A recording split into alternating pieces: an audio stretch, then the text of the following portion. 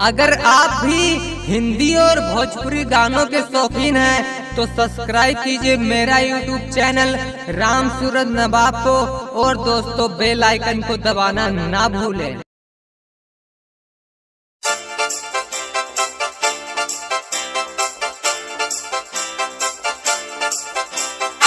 Music by अंजन दीवाना।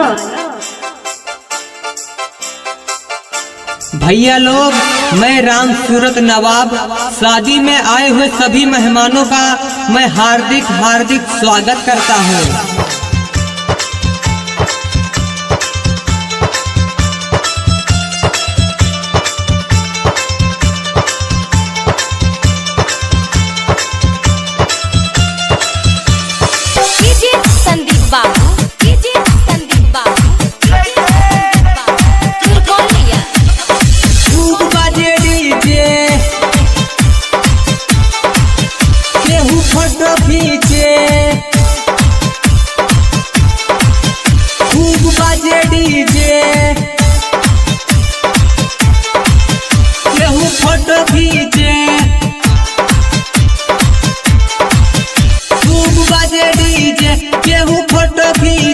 खूब बाजे डीजे, केहू फोटो खींचे, नाचली महिमा सज धज के, चली है बारात राम सूरत के, सजी है बारात राम सूरत के।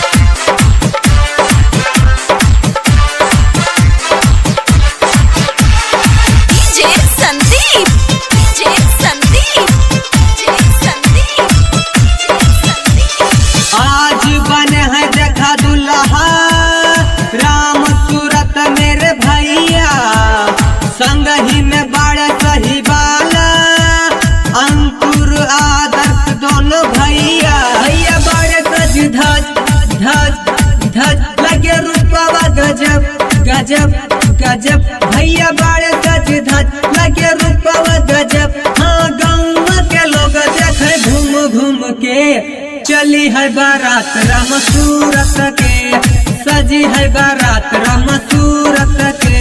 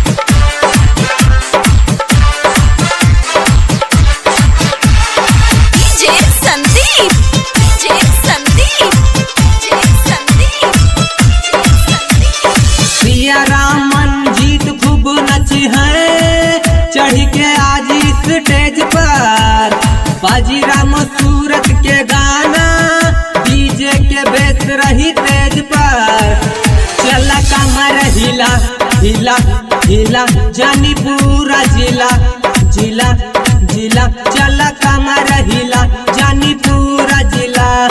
सतपाल सिंह देखे हंस हंस के, चली है बारात राम सूरत के, सजी है बारात राम सूरत